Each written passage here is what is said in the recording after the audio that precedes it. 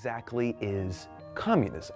Well, there are a number of overlapping philosophies and socioeconomic systems that can be described as communist in nature. But in the most basic sense, communism is when all manufacturing or means of production are equally owned by all the members of a state. The intended result is to eliminate the capitalist-inspired class system where one class does all the work and the other gets all the money. Although similar ideas have existed both naturally and intentionally since the dawn of time, the most common form of communism comes from the work of German philosophers Karl Marx and Friedrich Engels, in what is today known as Marxism. In particular, Marxism is focused on the exploitation of the worker. It's based on the idea that any profit generated by the worker but instead goes to the business owner is a form of inequality and should be abolished. In recent history, several countries, including the USSR, China, Vietnam, and Cuba, have attempted to institute their own versions of communism. However, all can be said to be predominantly socialist and not communist. The biggest difference between the two is that socialism says that all workers should get an equal share in profit and property, while communism says that there shouldn't be money or ownership in general, and everyone should get as much as they need and work as much as they can. Unfortunately, attempts to achieve this political philosophy have led to lower standards of living, government corruption, and in the case of the USSR, total collapse and failure.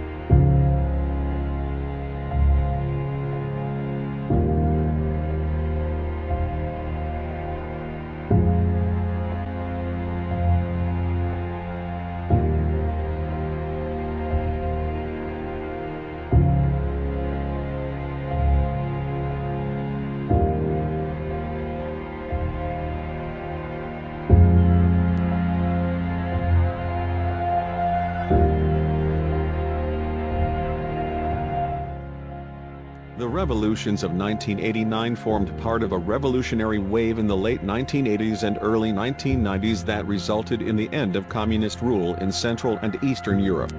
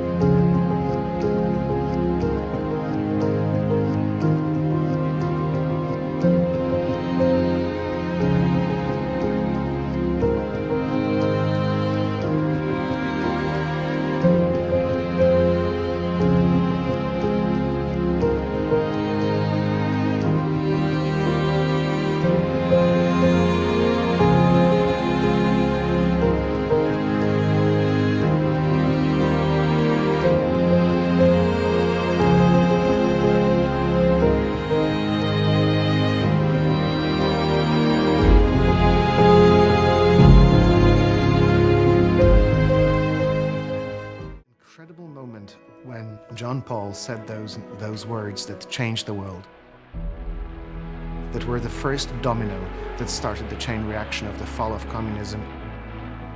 Niech wstąpi duch Twój. Niech wstąpi duch Twój